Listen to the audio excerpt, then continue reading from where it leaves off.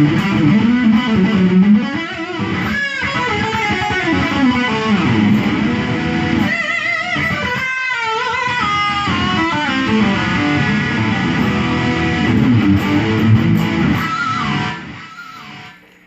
do this guitar a lot. Okay, all right, guys. Today's video is going to be about a guitar shop.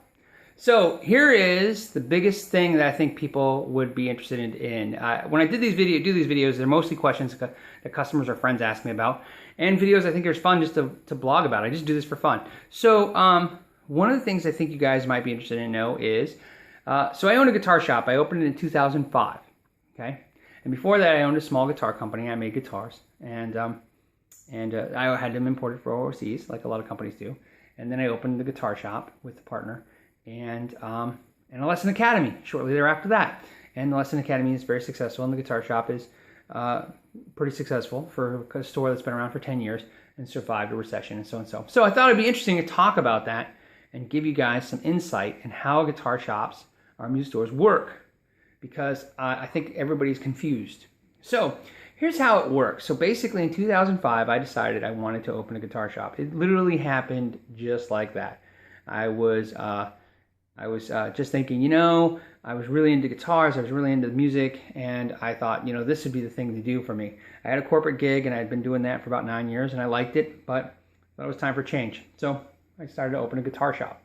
Now, the funny thing about this story is what I learned, and so I'll teach you what I learned. What I learned was that not having worked in a guitar shop, which I think is funny because even if you have, I find that if you worked at a Guitar Center or a guitar shop for 20 years, it'd probably help you sell a guitar, but I don't think it would teach you anything about owning a music store.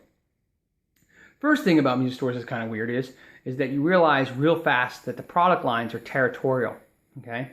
So in other words, your first inkling when you open the guitar shop is to contact brands that you know and love and let them know, inform them, so to speak. It's almost like in your head, you're like, I'm just going to let you know that I have opened a guitar store, so then we can now put your product inside.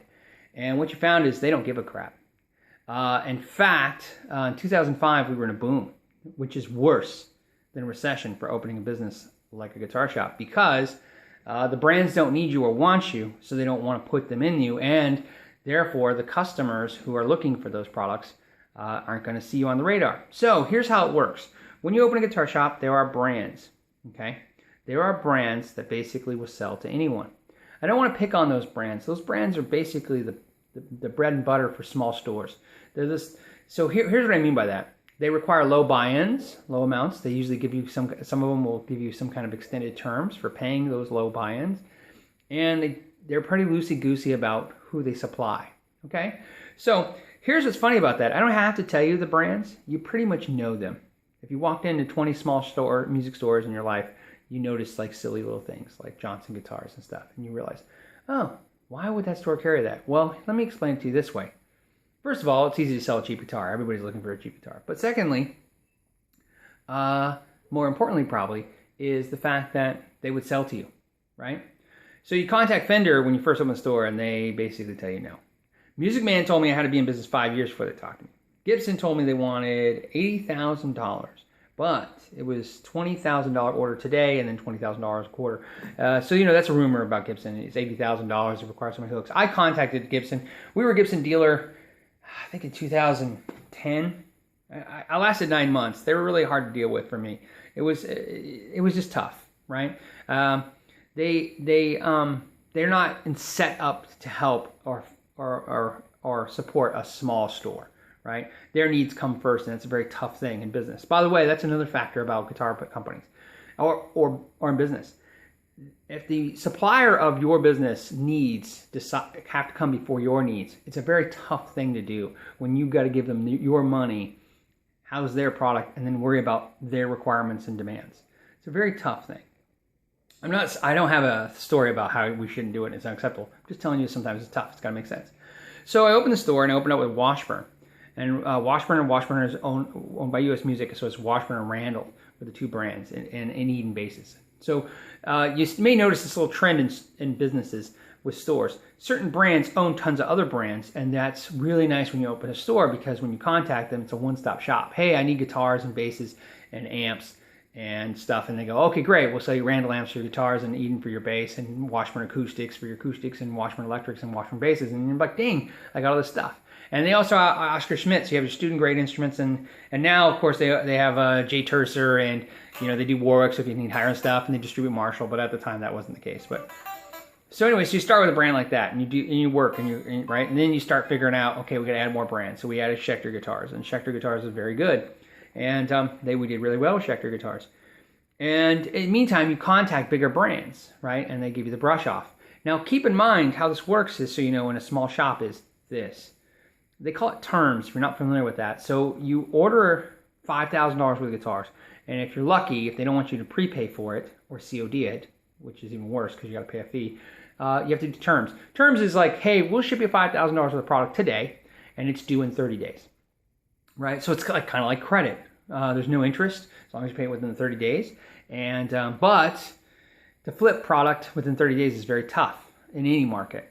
So you really got to be on top of yourself, because once you go past due, once you don't pay that terms, they're going to lock you down and can't supply a new product. And the problem is your customers can walk in the store and go, love this orange one, I'd like it in purple.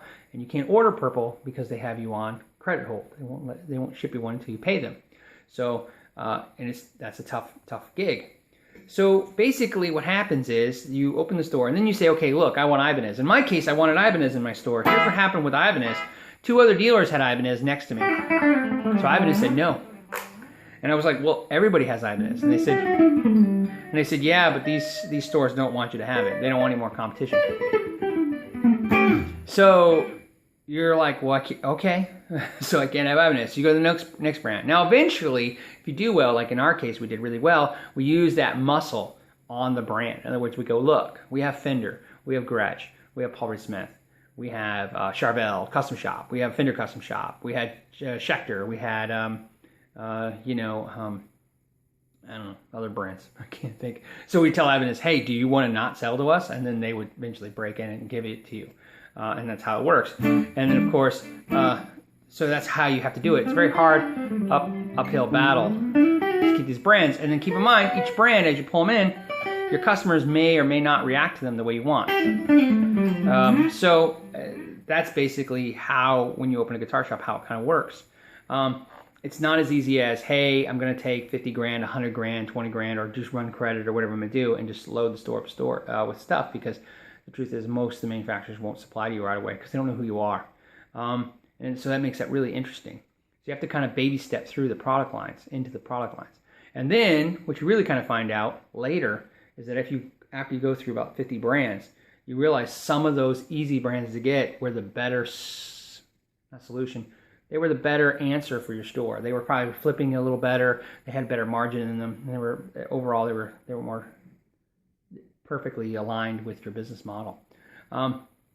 Like I said, Gibson, I don't want to bag on them, but Gibson was tough because we were Gibson dealer and we were giving them top dollar for everything. And then basically when we had customer issues, they kind of would tell us to resolve them ourselves.